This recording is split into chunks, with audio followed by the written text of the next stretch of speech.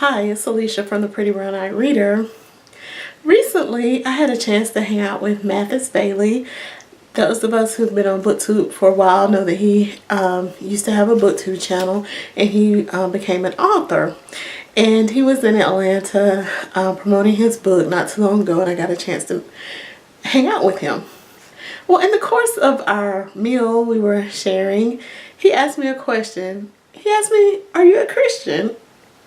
And it kind of threw me for a loop because I was like,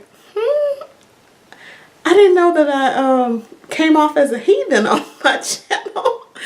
So it got me to thinking that I don't share a lot of the Christian reading that I do from time to time. And since we are in the year of the reading blackout, I thought I would share 3 black female ministers that I have read some of their works and some of their books, and how they have helped form my spiritual life. The first book I want to talk about is called Moving Up, and it's by Dr. Suzan Johnson Cook. She is affectionately known as Dr. Sujay. Her first congregation gave her that name, and she has written tons of books. Those of you who heard this expression, too blessed to be stressed, that was the title of one of her earlier books.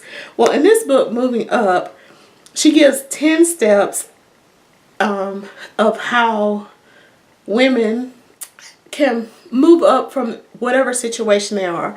And these points are not just something that's only restricted for people that are Christian.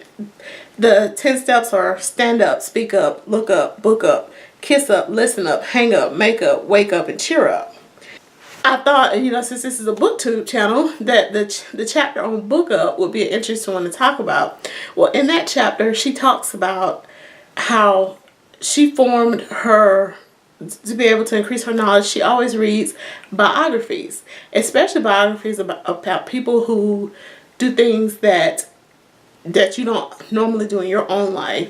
And so for years I read biographies of people that I would have never ever thought about, like Sully, the pilot that landed the plane in the Hudson River and without any souls getting lost.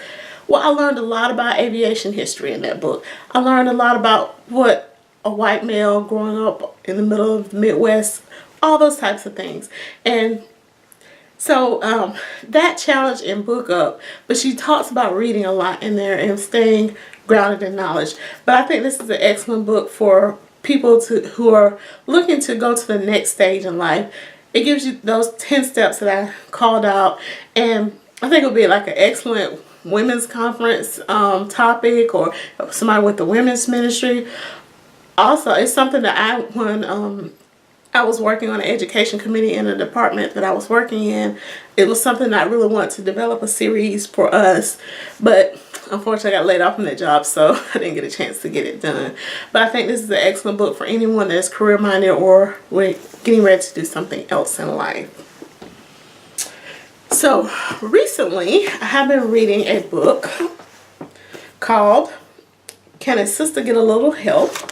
And it's in a library bind-up, so I will show you the cover of it. This is the cover, and it's beautiful. So Dr. Teresa Frye Brown, she is a professor of homiletics at Emory University in the Candler School of Theology. Homiletics is the art of preaching, and so she teaches that, and she's a woman. I was like, yes. But she's had some famous ministers to come through her classes, and she studies all types of preaching and all that. But anyway, in this book she gives a lot of history about females who are working in ministry in the church, especially the black church, which is predominantly female, but its leadership is male.